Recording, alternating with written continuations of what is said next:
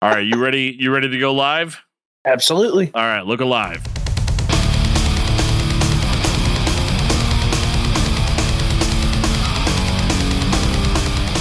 This is the Discuss Metal Podcast with Mason Beard from Symphony of Heaven. Hosted by Dan Terry. Presented by discussmetal.com. What is up, everybody? Welcome to another episode of the Discuss Metal Podcast. My name is Dan, and I will be your host, interviewer person for the evening. But you guys aren't here to see my dumb face. You are here to see our guest, who is Mason Beard of Symphony of Heaven. I feel like I have to say it like that because it's a brutal name for a brutal band. Awesome. Mason plays the drums like a crazy person, and I found that very engaging and something that I wanted to kind of dig into a little bit. So we've got Mason on the show tonight. Mason, what is going on, man? Oh, not much, man. I just got off of doing like this crazy long weekend with the doing like a church retreat, so I'm exhausted, but I'll try and liven it up here. And they're definitely not here to see my dumb face. I can tell you that. That's for sure. I mean, they might be. They see my face all the time, and it's very like, why would somebody do this to us? Sort of situation. And so I try to keep it as real and as brief as I possibly can. But I like to start these interviews off kind of like a little bit autobiographical, because it's interesting to me whenever we're talking to somebody from like a band like Symphony of Heaven, who is a really good band, and I give them my recommendation. No, he did not pay me to say that. I listened to the music and I enjoyed it, and we became friends based off of that, because I'm that shallow. Like, if your music sucked, I wouldn't be friends, right? Right. That's not true. I'm down to be. I totally paid him for our friendship. I'm down to be good. I'm down to be friends, because we're as long as you're cool, I'm cool. But we let's get ourselves out of that awkwardness. But sure. Whenever we're talking about like a Christian metal band and we're talking about Christian music, and this is something that people ask me all the time, what got you into music? Number one, like starting off as like a music fan, and then also, how does one get from and just enjoying music to getting into what most people would consider to be a very specific type of music? Sure. Right. Okay. Well, I guess let's set a timeline here. So I want you to, how old do you think I am? Let's start with that. I think you told me before we started recording you were like 13. So is that right? 13? Yeah. I was close. It's not as far as you would think. No, I'm 21. But, okay. Yeah. Cool. So there's that. That freaked Steven Sorrow out when I told him that. That dude's like 400 years old, so it's fine. Yeah. Hi, Steven. Hi, Steven. But okay, so for that frame of reference, so I think I was always kind of drawn to music in some way or form. I jokingly say it's because of School of Rock, the Jack Black movie. That's fair. And that's probably why I rock out so hard, because that movie had a big influence on my life, apparently. But I'd say I always wanted to play the drums, and there was no like particular reason. It's because I wanted to hit stuff, I guess. So growing up in a Christian home, all I listened to was like what was on the radio and country music. So, a lot of that crap, and which I don't really listen to anymore, just because. It's okay. You can admit it. If you jam some country tunes every now and again, you're in a safe space on YouTube, in front of everyone. Right. I've gone back to it a little bit, but I'm definitely still always going to be a metal guy. So it's one of those things. But eventually, at the age of 13, I started playing drums, and coincidentally, that was the same year I got into metal. So I found POD when I was 13, and ironically found POD. And man, Satellite is a perfect record. No arguments. Yeah, no, I can't argue with that. Yeah. Yeah, man. So that started it off for me. Was POD Satellite, and by a weird way of transition, I found Living Sacrifice through that because I read a biography. I'm like, oh, who's this Jason Truby guy? He used to be in a band called Living Sacrifice. Well, that sounds awesome. Let's find them, check them out. Oh boy. So what's that like going from POD to Living Sacrifice, right? It's a question I've always wanted to ask Jason Truby, just in reverse. But like, like how do you go from like, okay, this is like I can listen to this around other people, but then like you go to Living Sacrifice. So what was your initial impression of Living Sacrifice? Wait, this is Christian music? Hang on a second. Mom, look at this. That says Christian music. I don't believe that. Goes right for mom. I love it. Yeah. I was that guy for like a month. And I'm like, wait, this stuff's really good. For exactly 30 days. Basically. And now Living Sacrifice is like my favorite band. I'll be on, like, Lance is probably one of my biggest influences. So, yeah. Dude, funny Lance story. I went. I want to hear this. Yeah. So I went to Little Rock about a month ago, and it was right. It was right before. Don't be jealous. It was a really boring drive, but it was cool getting to see Living Sacrifice at the end of it. Right. Exactly. But like, no. So I drove down there or whatever, and they were already playing. By the time I got there, they had started like one song. So like I went into Vino's and I went. They were playing outside.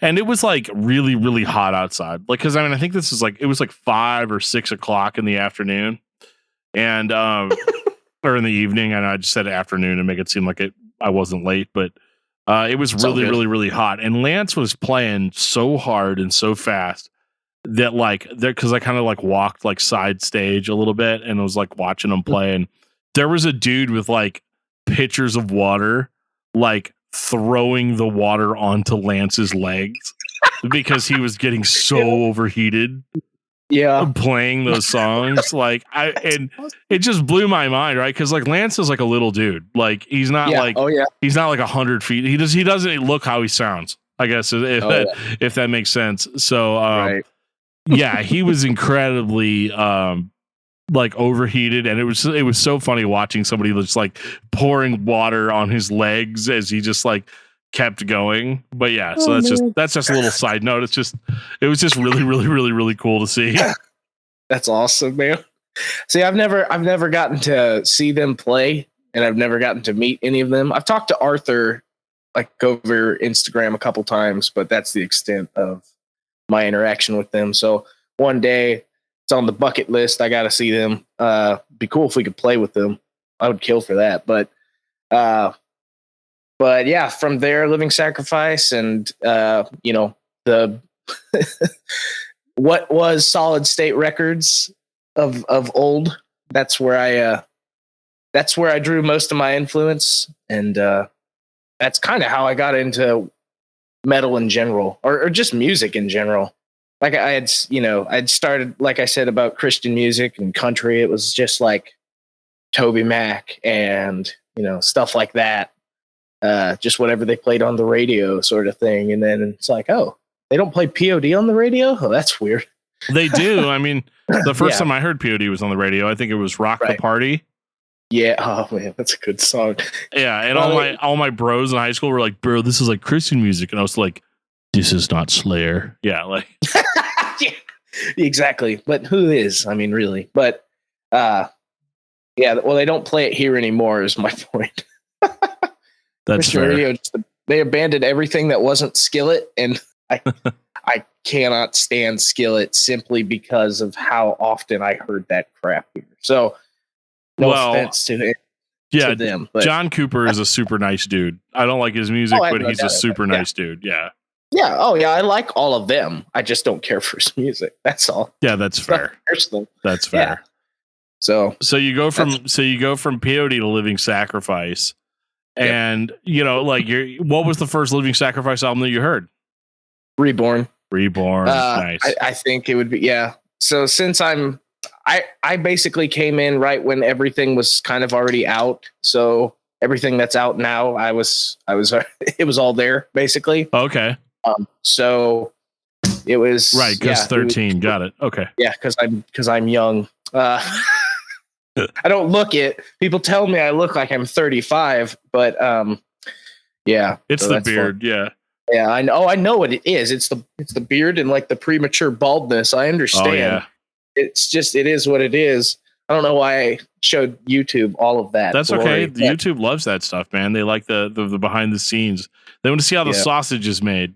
Sure. I think I'm the only band member who can't grow his hair out, so I'm gonna be the one guy that's just going bald. So that's okay. I'm gonna call this video when it's done. Like I'm just gonna call it balding 13-year-old, and then like we'll go viral, man. Like it'll be a whole thing. But Like 13-year-old has a really impressive beard. So you heard Reborn. Where do you go from Reborn? Oh man, where do I go from Reborn? Well, basically, I just explored all of Living Sacrifice. Of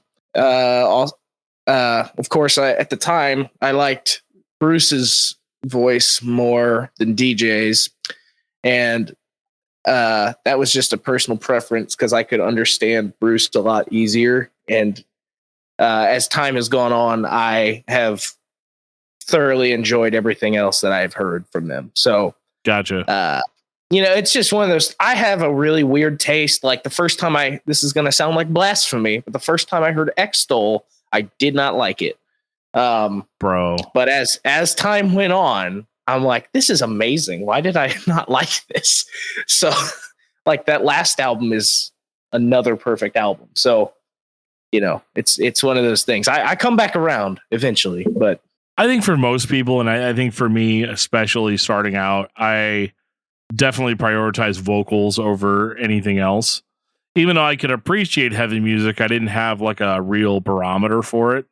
Right. Or really understand that like what it takes, that a band like a band's drumming could be so good that the drummer needs like somebody pouring cold water on him while he's right. drumming, but like, yeah, I mean, I think vocally, like Extol is definitely an acquired taste. I think it wasn't until, because the first time I heard Extol, I was also kind of like, ooh, I don't know about this. Right. It wasn't until I got like really into Zao, like hardcore, that I was like, oh, okay, now I get it. It wasn't those vocals. It was the weird clean ones that threw me. Oh, that you didn't like the Bruce Dickinson vocals? No, not at first. They're like the really weird. Yeah, those really weird vocals. I didn't care for them at first. Now I love them, but that was what took me a minute. That's funny because like I liked Zao, Living Sacrifice, and then Zao was like right there with me. So, and then like Becoming the Archetype and oh man, what was the other one? I can't remember, but yeah, those were the bands, man. That was it. Ruined me. No, that's cool. I have a very similar story. I'm not going to tell it here, but sure. I totally get that. So like when you say you got into like solid state bands, was that something you were cognizant of at a young age? That like, oh, if I buy stuff from this particular label, kind of, I'm in for. I know that I'm in for a good time. It's like a quality check. Kind of. So somehow, some way, I found through like church garage sales, like I found a whole I found a DVD of all of Tooth and Nail's like videos between 93 and 99. Nice. And so I watched all those. That's how I found out about like Stavesacre and MXPX, and that's the first time I saw Reject on a TV screen. Nice. And Strong Arm, Stretch Armstrong, all that good stuff.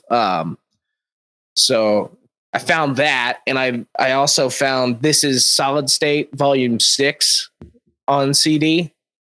Oh, okay, Man, yeah. That was an experience. First time ever hearing blast beats. It was like, whoa, Becoming the Archetype. Oh, that blew me away. Oh, Demon Hunter was that other band that kind of got me in. That's what it was. I don't know why I blanked on them, but yeah. So that was kind of my experience. I was kind of aware. It's like, oh, I'm going to get this similar sound or bands that sound like this because I don't know where else to start looking, sort of thing. Sure.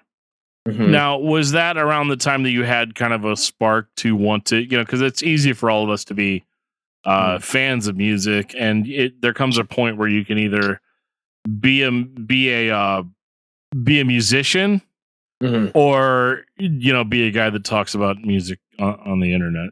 But so like what was that kind of the stuff that inspired you to kind of want to start playing music?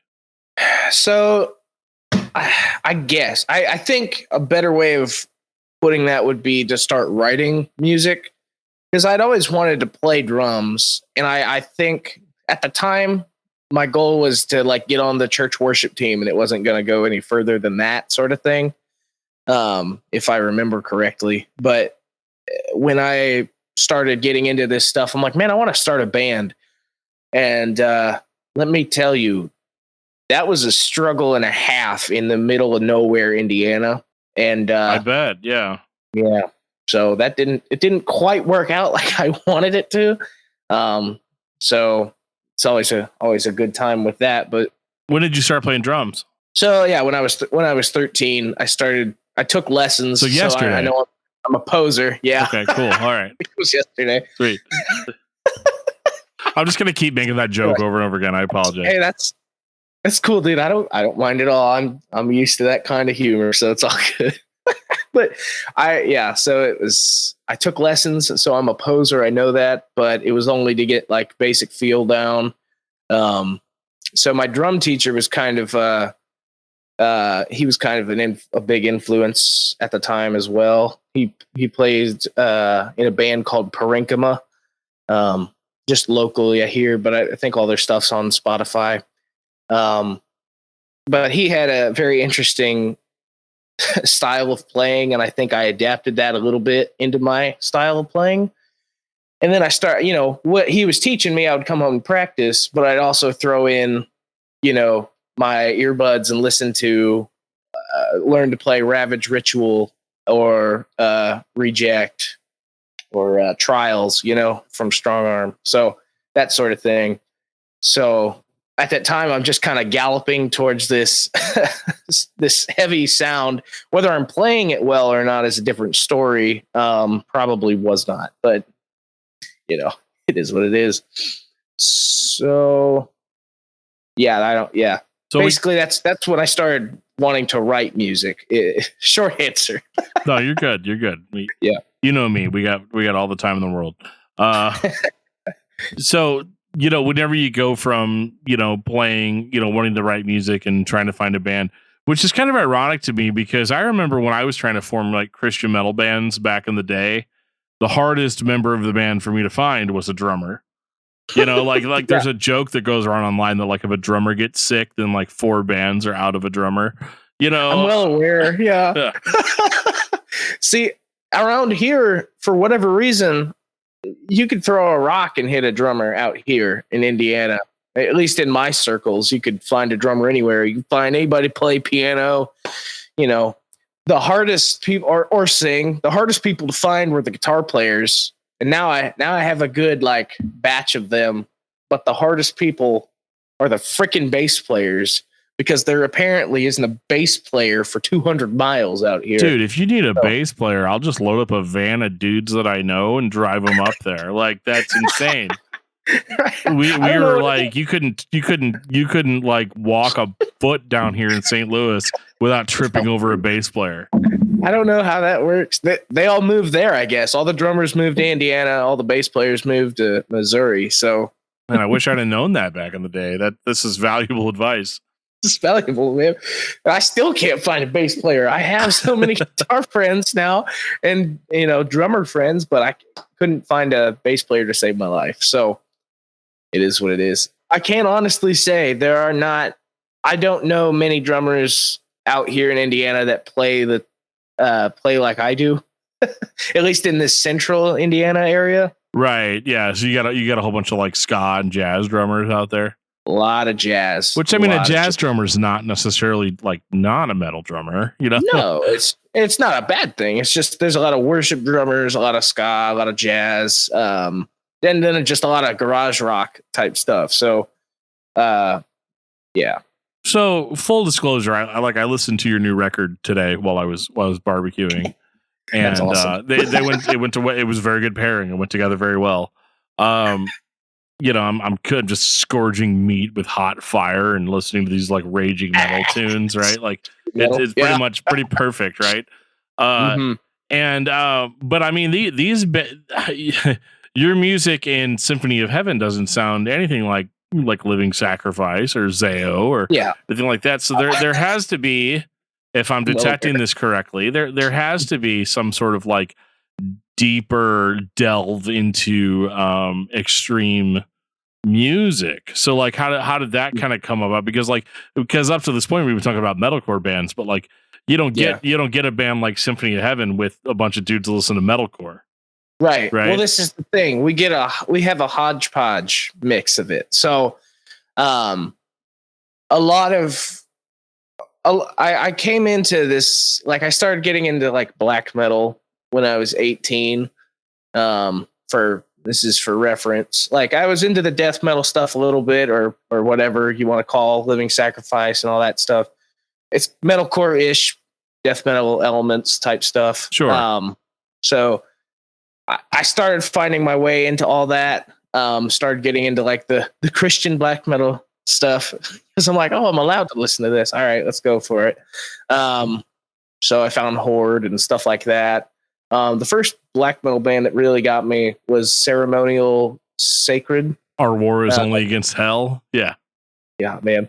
That band is so awesome. And so from there, I kind of like, oh, okay, that's awesome. That's awesome.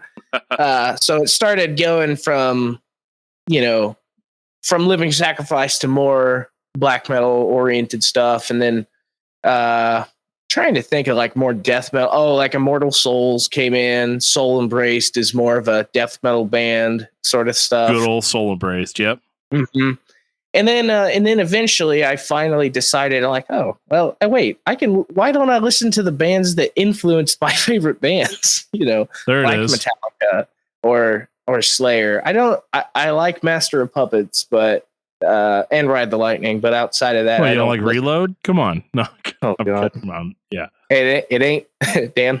It ain't my bitch. All right, That's fair. That's fair. I mean, I get it. Yeah. Sorry to all the Christian listeners I offended by swearing. No, it's all good. You're on Discuss Metal. You're allowed to say whatever you want. It's like a free pass. Yeah, exactly. So yeah, I found Slayer, and dude, I think honestly where it all came together was Death. It was Death for me all the way. So Sound of Perseverance broke my brain and went from there. So if that helps with the sound of the drums anyways for the album, if I had to explain it, it's a mixture of Lance from Living Sacrifice with Gene Hoglan, Sean Reinert, and Richard Christie of Death. So stuff like that with, I don't know, Dark Side from Migwa, I guess is a good. Okay, that's a deep cut. So, yeah. It's a good band, man. No, it is. And, I think the first time I heard Symphony of Heaven, and this was during one of my, what I like to do is I like to go, I'll pick a record label and I'll listen to everything that they have. Mm-hmm. And Rottweiler is always one that I always go back to because, there's always, the sheer diversity of bands that they have. They kind of, match a lot of different types of styles, and I like that about it. I think because a band like Symphony of Heaven can be on the same label as Grave Robber, right? Right, two totally different worlds, Right. Yeah, but absolutely. I think that's super cool. But the thing that struck me about Symphony of Heaven especially was just that it was very the first thing I thought was, first of all, it sounds like a band. There's a lot of Christian extreme metal stuff that sounds like one dude in a basement, and I'm not trashing. I'm not trashing those guys because obviously one of my favorite records ever was Horde, and that was just one dude in a studio. Granted, it was the most talented dude on earth, the Chuck Norris of drums, right? But it is one of those things where I'm not knocking that stuff, but I like a diverse set of influences within a band. And so the first thing I think I said to you even was yeah, Symphony of Heaven's cool. They sound like a band. Yeah, it was what I mean? Like a real, absolutely. like a real band, people that like dudes that sat down and like thought about what they were gonna do before they did it, you know, and like Absolutely. and that was my thing. So like, what first of all, like to back up a little bit, what was your first band? When did that dream come true and you started like actually doing stuff on your own? Oh man. In all reality, it kind of was Symphony of Heaven. Like I had started a band around here with just friends and it never went anywhere. We never recorded anything. We had a website, but I'm very embarrassed, so I'm not going to say it. But then I kind of forged in the video description. Forged like a little project out of that called Mystic Winter with my bandmate Daniel, who lives around here. I would like to work on some new stuff with him at some point in the future, but he ended up breaking his arm and didn't realize it. Oh no. So he's out for a little while. So that's why we haven't done anything. I've been promising people like a good 3-song EP for like apparently like going on 2 years. It feels like. Oh, trust me, bro. It's already, it's almost finished. You know, dude sitting there with a broken arm. Like, what are you talking about? I've been working on so many blast beats, you know? So that was kind of the first band. We recorded this really crappy EP. I'm like, oh, this sounds like black metal, and it's like the most like it's basically like an abortion of black metal. It's just not good, dude. Yeah, that's what you should call it. You should call it abortion of black metal. Like that would make it more marketable. That's for sure. It definitely would. I mean, there are people out there that like really love that like vacuum cleaner, just guitar distortion, you know. Yeah, dude, people told me, they were like, "Oh, I like it. It's not, you know, it could use some work, but it's not bad." I'm like, that is the like, dude, I would throw that in a dumpster, light the dumpster on fire, and throw it in the back of a truck. Like, it's not good. The problem with Christian music is that like, you know, there's a lot of really nice people. You know what I mean? Like, so it's one of those things where it's like there's a lot of nice folks that have the best of intentions that. Sure. They're not going to like tell you suck, right? Like there has to be something that differentiates them from like the mainstream metal crowd, right? So like they're going to give you encouragement when other people aren't going to give you encouragement. But sure. Then what you end up with is like bands that sound absolutely horrible. I'm not going to name who those bands are because we want to be friends with everybody here on Discuss Metal. But like it is one of those things where it is noticeable. You know, if I have enough drinks, I'll tell you what bands they are, but I'm not going to do it live. But like the whole thing of it is that like, you know, that is one of those weird things. Cause like, I remember this was years ago. This was like 2004, I think it was. Yeah. And I bought a Casio keyboard. Mm-hmm. And so I figured out how to do like drums on a keyboard, right? Like just like garbage, like trash drums, like just like Circle of Dust style. Yeah, hey, I love Circle of Dust. Okay, but yeah. Anyway, but they were trash drums. Like they were terrible. Like you give me Brainchild drums over there. Like I should have sampled the drums from Brainchild, right? Should have, yeah. But like the thing of it is that like I'm just laying down these drums, and then like. I think at the time I had like a Windows XP machine, I want to say.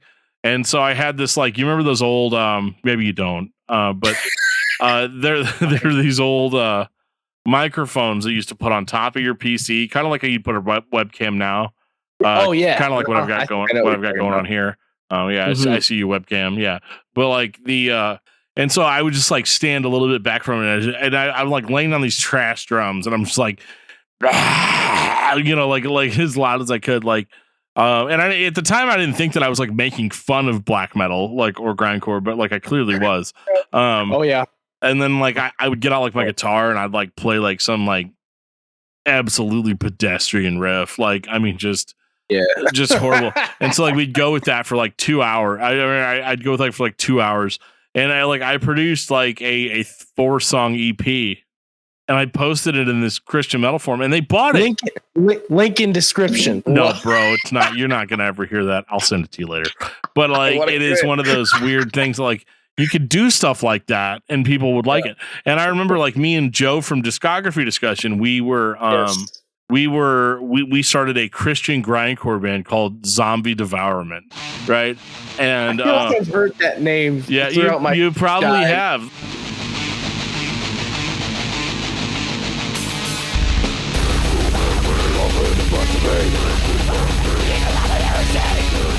Zombie Devourment only recorded 2 songs and made waves in the Christian underground metal scene. One of them was the Centurion Outpost theme song, which was a Christian metal magazine that I started back in 2005. Right. And we had a podcast, or like whatever the equivalent of a podcast was in 05. We did that, and we recorded a theme song, which is like Joe playing some just trash riff, fake drums over it.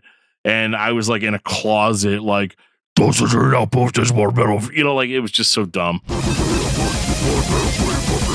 And we recorded that. And then we recorded another song called Zombie Devourment. And it ended up on a compilation called Grinding Spiritual Death. Oh my. And what's the only thing notable about that compilation is that it featured a band you may have heard of called Impending Doom. It was like their one of their very first recordings. We were on a compilation with Impending Doom. That's just one of those things where, like, I guess the point I'm trying to make with that is that, like, that's where the quality was. You could get a band like Impending Doom who's good, like a real band, you know, like doing something. Right. Exactly. And then like you had like me and my friend like mess around on our like Windows XP computers, you know? Exactly. Well, I think a big reason for that is because you can't find anybody else that likes this stuff. And they're like, well, I'm just going to do it myself. You know, I think that's a big part of it. And that's how I took it. That's how I took it too. Like, that's how I started doing this. I'm like, well, how do I play piano? How do I play drums? I knew how to play drums. How do I play bass? You know, that sort of stuff. How do I scream? Just play guitar very simply. Yeah. Right. Well, I've gotten much better at screaming. That is a skill I've retained somehow. There is a song out there that most people don't know is me because I used another pseudonym. I don't know why I'm so good at pseudonyms, but I'm good at them. So I'll send that to you later. But it's Breaker by For Today. No. I do like For Today, so that's fair. You would. No, it's fine. That sounds like I'm slamming For Today for some reason. I'm not. It's all good. Have you done a For Today episode? No, we haven't. You don't want to hear that. I'll be on that show to be like a supporter. So that's fair. You do that. I'm just gonna do what I do. You just have to put up with it. But like, yeah, I mean, I think it's interesting. So like how did you end up, sorry to bring this a little bit back on what we were talking about. How did you end up hooking up with Symphony of Heaven? Well, the wonders of the internet. So I think my first connection was with their first label was called Nostril Recordings, which was run by Mike Larson. I'm sorry, Mike. I love you, dude. You might know him. You can call it Nostril Recordings. I mean, you know. I know, right? You might know him from Frost Like Ashes. Yeah. They're not far from me. They're like Kansas City, right? Yeah, I think so. Or they used to be. I think they're all spread out now, but that's where they kind of started from, is my understanding. Okay. But he started that label, and he signed Symphony of Heaven, Ascending King, and Children of Wrath. Those were like the first 3 bands he signed. And I was like, dude, this is cool.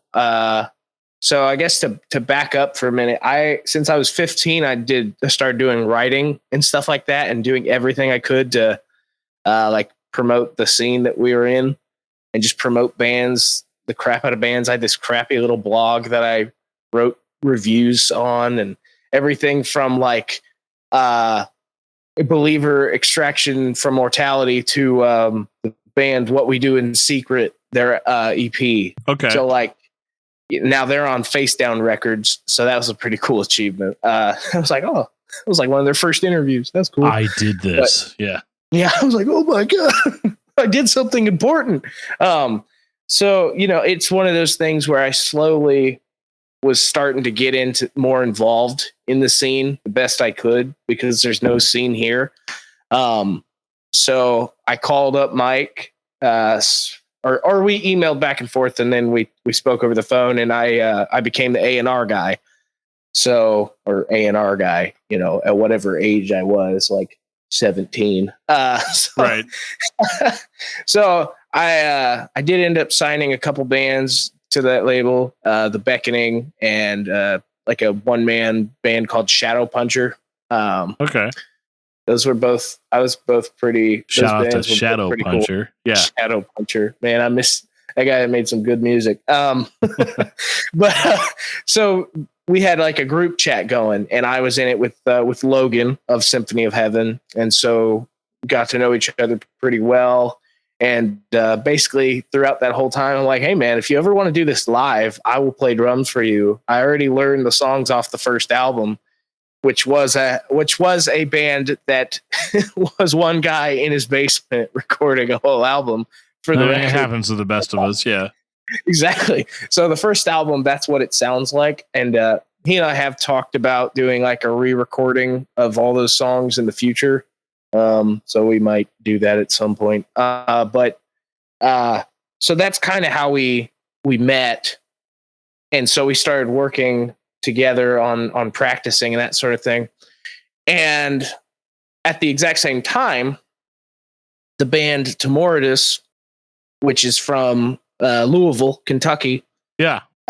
They contacted me through Twitter, similar interaction, spoke to each other over there for a long time before I got rid of Twitter because it's trash. But hot take. Hot take. Not really. Not really. I didn't say anything political. I just said I hate Twitter. That's it. That's it. But you're fine. Sorry, Joe, if this is a pain to edit. But don't worry about it. I lost my train. Oh, yeah. So I interacted with David of Timoritus, and he had asked me to play drums for them at the same time.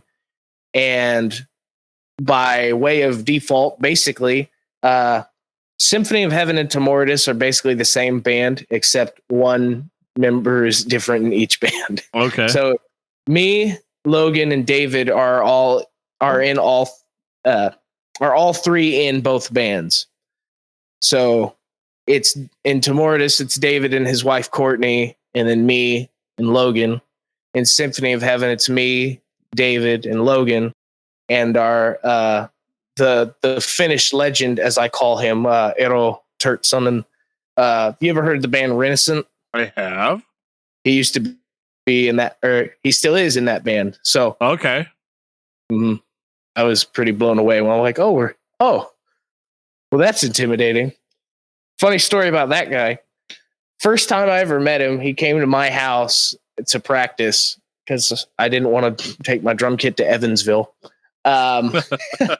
So, bro, you're gonna have to come over here. Ain't nothing gonna happen. Yeah, exactly. So he gets there before David and Logan. I've already met David and Logan. I know David and Logan. So it's like, okay, this is kind of weird. This tall Finnish guy who like barely talks at all. He's like the most surly dude you've ever. It's just, that sort of thing. You never know if you guys are cool or not. I do now because I know him. Right. I know his sense of humor, but like, oh my gosh, I was the most nervous wreck around that guy. But we get down to the basement. We start practicing. I've never played to a click track, mind you. So at this point, I'm trying to learn how to play to a click track. And dude, he like basically after the practice, how Logan's like, man, you're doing really good. Like you're getting there, man. You're doing a really good job. And David's, same way. Eero walks up to me and he just puts his hand on my shoulder and looks me in the eyes and goes, practice a lot. Just like, dude, you can't pay for that kind of honesty though. No. Well, it's like that. It's like the American being too nice sort of thing. And then the, Scandinavian people are just going to be like, dude, you suck. Just like quit now. That's a cultural thing though. Like, cause some of the people that I've interviewed over, one of the questions I like to ask people is like, hey, what is it like touring Europe versus touring America, the US? And Right. a lot of the times it's like, they're like, yeah, it's funny going to Europe because people are just so much more like to the point about things. So like they'll walk up to you and be like, you played this song different on album than you play it live, like stuff like that. And it's like what happened, and people would be like really, really mad because they're like, oh, why would you say that? Way to be a jerk or whatever. And it's like, they're not being jerks. It's literally 100% like, oh, okay. Obviously they're just being more like upfront, and like there's a little bit of language barrier there too, because like if you're not 100% an English speaker, you're not going to know all the nuances. Much the same way, if you and I learn how to speak like a different language, we're not going to know all the ins and outs of what it is. We're gonna sound basic and probably kind of mean, and like that is so funny. It's just like practice, it's like, but it's like actually really friendly. Yeah. Yeah, exactly. It was sage advice, and I have since practiced many a time, so it worked out in the end. So basically, for that whole like first year of being in a band with him, I'm like, man, I just suck so bad. So, and then we started recording the album. So we released that single "You Shall Be as Gods" in January of 2020. Yes. And we started recording the drums anyways. All the stuff was kind of tracked for all the other songs, or a couple of the songs anyways, probably a couple days prior. We started tracking in March of 2020. The weekend that everything went to shit. So I tracked one song that weekend because it was my first time recording. Yeah. And so it took a long time to do. So, with that in mind, I drove home from Evansville, so that's like a 3-hour drive, and that was the last time I basically left my house for like, I don't remember, I don't know, 2 years, weeks. Yeah, I felt like 2 years. Yeah, I was like, whoa, at least 2 weeks. Then we started having we got to take our recycling and stuff to get taken care of. I'm like, well, I'll do it. Our house is starting to stank. Yeah. We have a plague.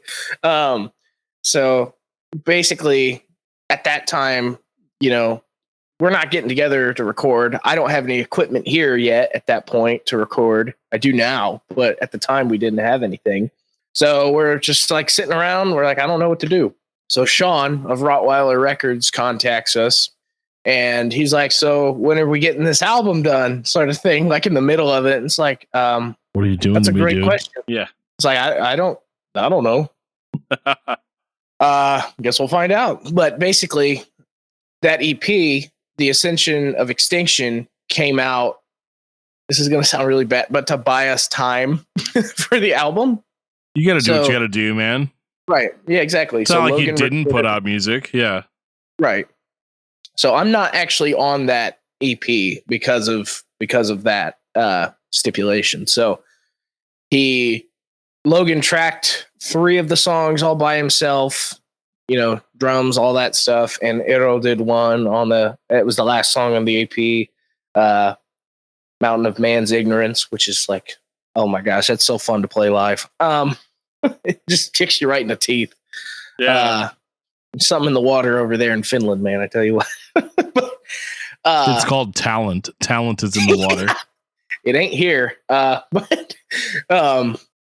So luckily and probably wisely, over the course of that time that I had to myself, I spent a lot more time playing drums, studying drums, just trying to get better as well as I could. You know what I mean?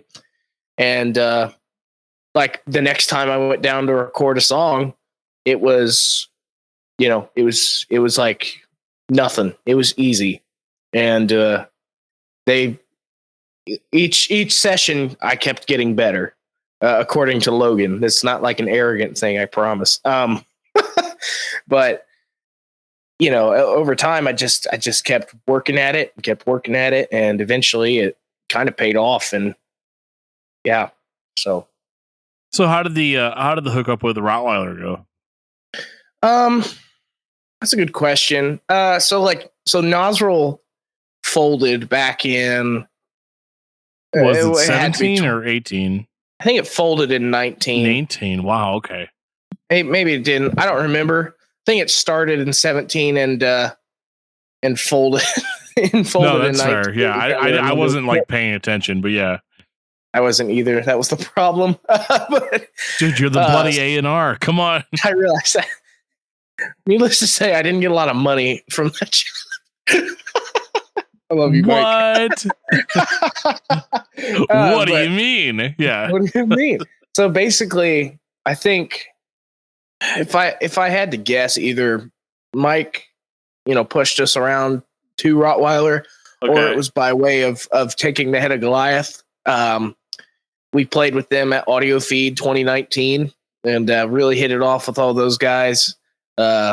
Steve, if you're listening, I miss you, dude. We got to hang out at some point. They seem scary. Their music's very scary. They're very scary. It's certainly aggressive. Yeah. Yes, they're very scary. Oh my gosh. So intimidating. I got some fun stories with those guys, man. I tell you. That this is just kind of the way it went that weekend for me. So since I was playing double duty. I was playing for Symphony and Timoritus 2 separate days. So the last day, it's for Timoritus. We're going to play. I end up locking my keys in my truck with my drum kit. So, genius move right there. Okay. Yeah. Right. Yeah. It's kind of stressful. So I'm like freaking out. I'm like 19 or 18 at the time. I'm like, what do I do? What do I do? So I get my bandmates. We're trying to figure this out. And Steve from Taking the Head of Goliath comes over and he's helping us out. And that dude is probably like, this is not to be mean. He's like 5'6", maybe, or something like that. He's a short guy.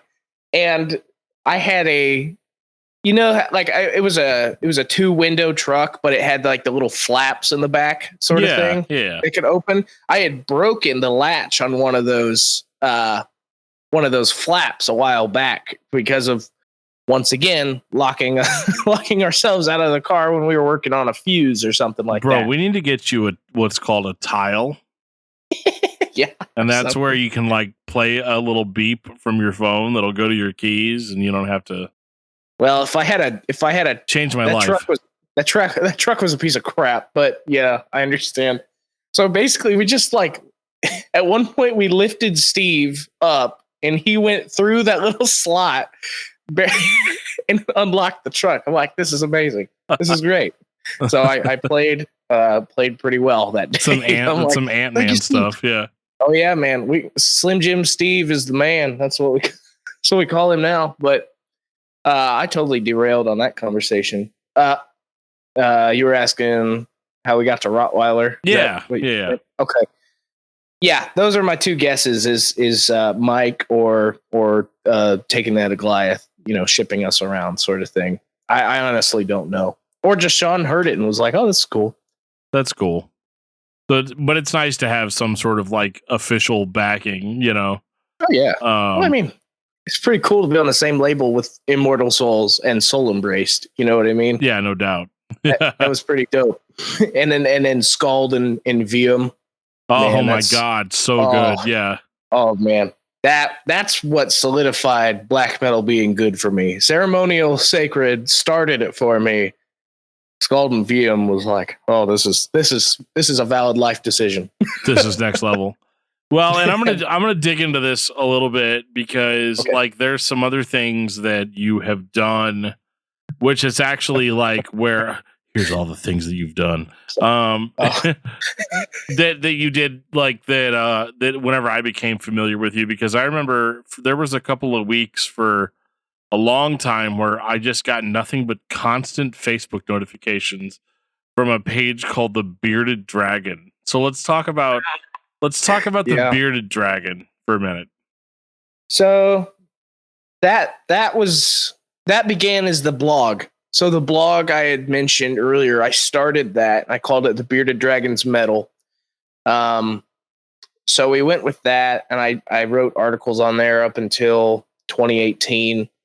And I guess along the way, I'm like, you know what? I think it would be really cool to do like a sampler or like a compilation. So I just gathered all these bands that I had talked to, and I threw up a couple songs for free, of course, just to promote the bands further. So each one I got a few more, and then eventually I just put out a full like 32 track compilation. Right. Man, that was a lot of emails sent back and forth, and I loved every second of it, and I do that all the time now. So, but man, that was that was a journey and a half, I tell you.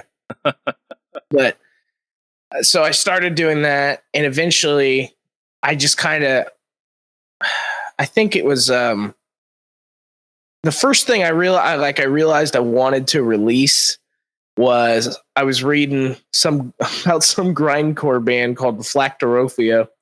I remember them. Yeah. Trash drums. Yep. A guy that was going like right. The cricket vocals into the mic. Yeah. Right. Yeah. Well, I saw that that guy passed away, like tragically at a young age. And I feel kind of bad for making fun. No, of it. Go ahead.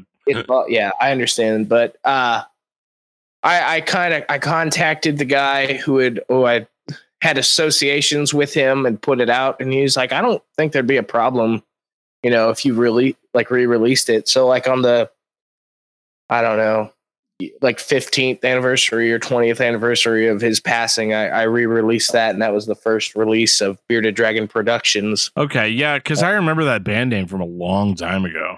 Yeah, so it was was like a re-release. I think it was, it was probably like 10 years, not like. I don't think it was 15, but 10 feels about right. Yeah. Yeah.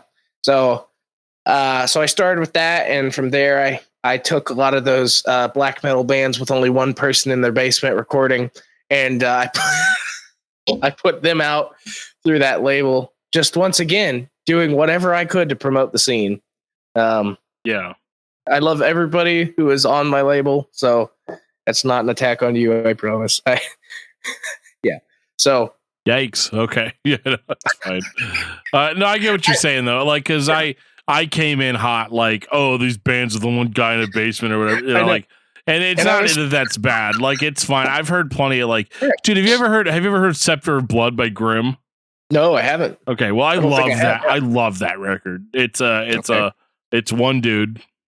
Okay. And it's like a Christian black metal album, and I love it. Okay, Grimm. Okay. Like it sounds like shit, but like I love it. Like right. It is what it is. Absolutely. Yeah, there's some like acoustic instrumental songs on there that make me feel something, man.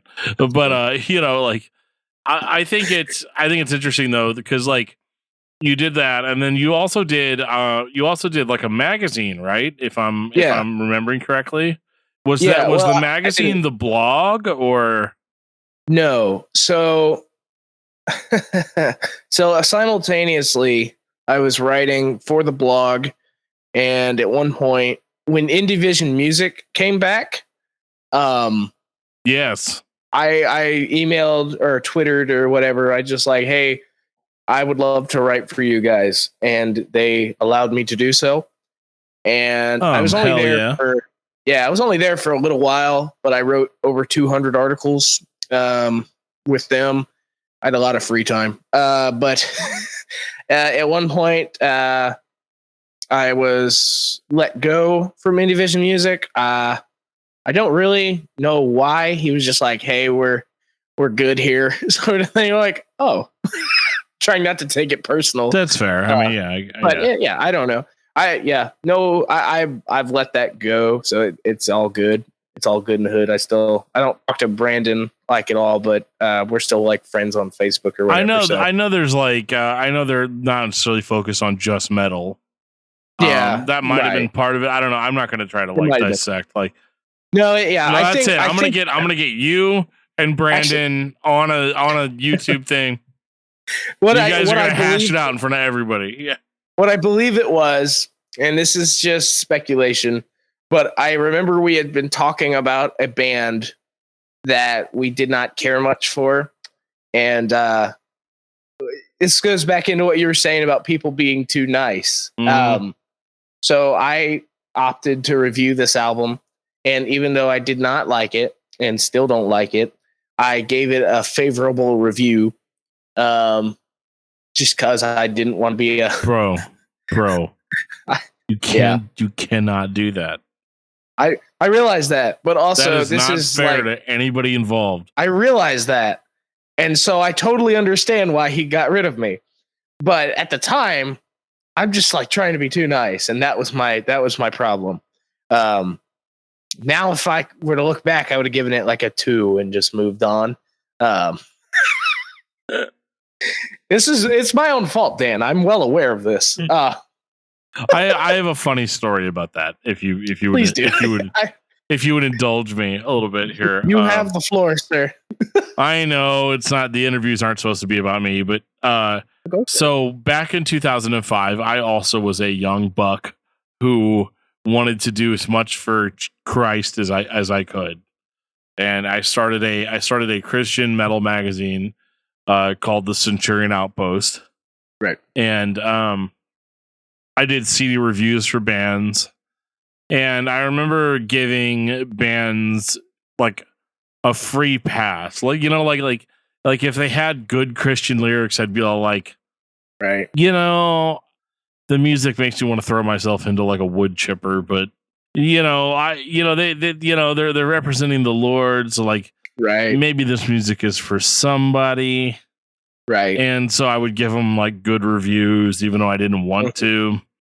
And then I remember a few years later, when that magazine was gone, I started working for a website called Untombed. Oh yeah, and so I did some interview, or not interviews, but I did some CD reviews for Untombed. I think I reviewed like a Demon Hunter album and like a few other things. And yeah, so one of them I did an Algebor, which Algebor's cool. Oh yeah, I like that dude. Speaking Logan of like, Logan plays for them now. He plays drums for them now. So yeah, talk about a band that had very humble beginnings. That's like now a very respected band, like in that genre. Yeah, but Yerrick is like a brother to me. I love that guy. He's awesome guy, man. 100%. I'm a big fan. I really like it. I really like all of his stuff. And but I remember I did an interview or not an interview. God, I keep saying interviews. I didn't used to do interviews. You did a review. Yeah, I did a review of an album by a band called, and I'm just gonna say because it's statute of limitations. It's a long time ago. I was in college when all this happened, and so they were called like My Darkest Time. Mm-hmm. And they were like a doom metal like sort of band or whatever. And it's weird because somebody from the band sent a promo version of the album to Untombed to review. Sure. And then David, the guy that was running the magazine, he sent me a message and said, "Hey, I know you're like our extreme metal guy, so can you review this?" And I did, and it was the very first time I ever did an honest review. I was like, the guitar playing is not great. The riffs are out of sync with the drums, and like they could have fixed this in post production. I don't know why they didn't. You know, like it's weird that it sounds so disjointed. I like the dude's vocals. I like the idea that they had behind the album. And I really want to like this album, but ultimately I just don't. Right. Like ultimately there are things that are too distracting about it that I don't like. So we published that review. Like I turned it in. The dude running the magazine hit publish. Like it was all good. And then it wasn't. Like the dude reached back out to us and was like, "I don't know how you got this album ahead of time." And we were like, "Dude, somebody from your band send it to us," Like we thought it was cried for 4 straight days. No. Yeah, we thought it was all good, and he was just like, "Take it down." And I think ultimately the guy that ran the magazine did end up taking it down. And I think after that I was done. I think that was like the last review I did published, because I was just like, "No, dude, if you're not going to let me be honest, like then we're never going to get anywhere. Like these Christian bands are never going to get better if people don't like say it, And it's not to be mean, it's not to be anything like that. No. So like I what I'm saying is like I jive with what you're saying, Right. as far as like that feeling of like feeling pressured to give Mhm. something a good review, even if you don't feel in your heart that it's like really what it should be. Right. So like I Yeah. get that. I've lived through that. Yeah. I just didn't want to be like, I didn't want to be a jerk because I'd interacted with that guy before and I'd talked to him. He was a nice guy. It's just one of those things. It was like, oh, well, I'll just do this. And it cost me that position if I had to guess, and totally understandable. So I mean, that's kind of a point for Indie Vision though, right? They wanted to make sure you were being yeah. Oh, absolutely. honest, but at the same time, I also understand your position of like, Sure. I don't want to like upset one of my friends. You know what I mean? Yeah. Like it's hard like that. Absolutely. It's a weird line, but I guess that's kind of what you're putting yourself out there for. You know what I mean? So, but anyhow, right after that, talking to all the nostril guys, I'm like, man, I got let go from Indie Vision. I was like, I don't know what I'm going to do. And Logan had been in contact with Christian at the Metal Onslaught. He goes, you know what? Christian's looking for writers right now. Why don't you contact him? And so literally 5 days after I was let go from Indie Vision, I started working for the Metal Onslaught, and I've been there for 4 years. Dude, that's great. I love that. It worked out. It really did. Yeah. And I'm very happy being with that magazine. I don't write as much as I used to because stuff comes up. You got stuff going on. Yeah, stuff going on. So, but it's been a great experience getting to talk to people and get free stuff here and there. Hey, but yeah, everybody loves free stuff. Exactly. But no, it's cool. I've made a lot of great relationships through that and got involved with that kind of family. And it's funny. I actually got to finally meet Christian this last summer in person. He came to Kingdom Come Festival and we played there. So it was really nice to get to see him in person and, just talk. So what's it been like, getting to play out? Have you gotten to play out since the 2020 annoyingness? Yeah. Not much, but yes, we played out 3 times. 3 times last year or this year? Yeah, this year's almost over, so it's right. It's hard to remember. So we didn't play out much this year. We played out at Kingdom Come Festival, like I said, and we played I booked a show in Evansville at this place called The Venue with Brutality. Brutality. Yeah. Dude, they were on point. I talk about 13-year-old kids that are great in music. Exactly. Yeah. Dude, I took my little brother with me. I'm like, dude, you got to see this. He'd never been to a concert before. And that was his first show, was my band and Brutality. And that kid was blown away. I bet. Yeah, man. But we played those 2, and we played a little local festival out here called Hawesville Massacre 2 out in Kentucky. So that's all we got to play out this year. Our main focus was on the album and just getting everything ready to go with that, final touches and getting press stuff ready to go, all that stuff.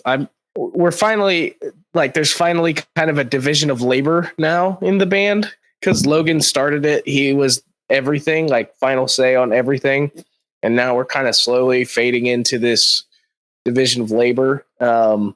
So I've kind of taken on press and marketing of the band and things of that nature. So, and a little bit of booking here too.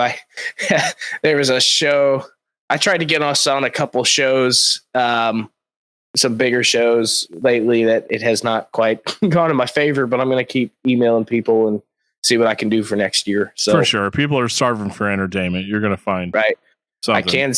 I can say that next year we have one local show in Evansville at the Venue.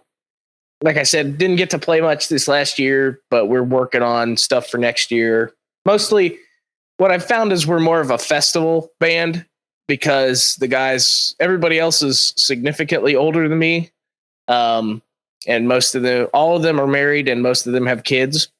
I am very single and ready to mingle.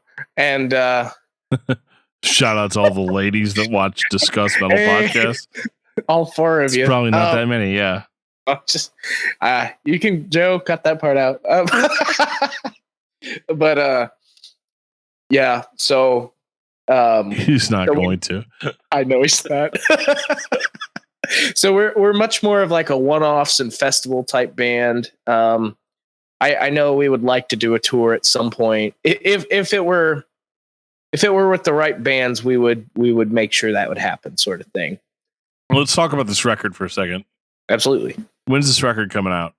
So it was supposed to come out on Black Friday, and it got pushed back. But it will be coming out. I agree. So, yeah, I'm not gonna blame anybody. It just happened that it had to get pushed back. But it will be coming out December 17th now. Okay. The album is called Maniacal Entropic Discordium. I'm having to teach myself that's what it's called. It's not the worst title I've ever heard. Yeah, no, it's good. No, it is good. It's just we had a different title for it for a long time. And then just one day Logan's like, hey, we're calling it this now. I'm like, well, that's not easy to remember. We were just going to call it Mud, but now. Yeah. It was just Entropy instead of that whole thing. Instead of Maniacal Entropic Discordium. Yeah. Yeah. It was just called Entropy, which we have a song called Entropy on the album, but it was just called Entropy. And now I have to remember, oh, yeah, it's like those three long words that only one of them's like a real word. That. Well, I listened to it and I enjoyed it quite a bit while I was smoking meat. And right. I know you don't just say that. I know you don't. I don't just say that. No, that means a lot. I really enjoyed it. I found it to be a very pleasant listen, and I'll be listening to it more, even if it is a little on the longer side. Which, as you all guys all know, I only like albums that are like 25 minutes long. Yeah. But I think in this case, it's totally fine. And our album came in at exactly 80 minutes with that cover too. Bro, I mean, come on. But it's fine. If you guys want to hear my full review on this album, we will have it on the Discography Discussion Patreon, probably within the next month. We're going to wait until after it comes out to do that, so that we don't tell you that an album's great and then you can't buy it anywhere. So, we want to make sure that you at least have that going for you. So you can check that out at a later time. No, I'll retroactively go back on this video and add the link to that, whenever we do it. But first impressions were good. That's impressions were positive, and I really enjoyed it. I like the thing that I liked the most was just the mix of influences. Mm-hmm. Because like at first I was kind of like, is this just going to be black metal? And then it wasn't. Like it does have that. There is black metal in there, but it's not all that different than what bands like Extol were doing.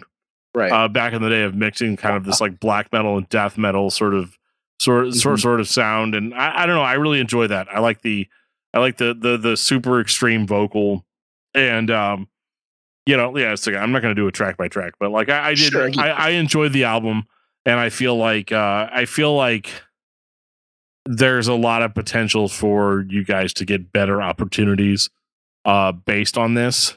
I'm hoping so, because now people are gonna be like, okay, this is like a serious thing, like a serious, sincere effort, right? And I cannot tell you how sincere it is. We all went through some hard stuff while dealing with it. Just recently, we've been dealing with a lot of like hard personal stuff. Even before this album's come out, a lot of stuff happened. We lost friends along the way, so it was a tough process, and a lot of the songs I think capture that fairly well. Like Soul Wretch, man, that song took us like 45 minutes total to write and record. So it went so quickly, and I honestly don't remember recording it. Like, I was so zoned out from what I was dealing with at the time, and it came out how it did, and I'm very proud of it. So, yeah. Well, maybe after it comes out, we can sit down and do like a track by track or something, Yeah. and kind of dig into it, because I am interested and I'm going to be listening quite a bit. Yeah, yeah. I'd love to do that, and Logan might be better suited for that. Bring him along. stuff. Yeah, absolutely. We'll do it.